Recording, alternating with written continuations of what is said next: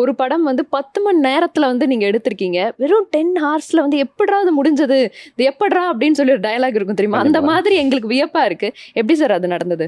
Actually நம்ம சினிமாவில் வந்து சில ஜெயிக்கணும் அப்படின்றது சாதாரண விஷயம் இல்லை.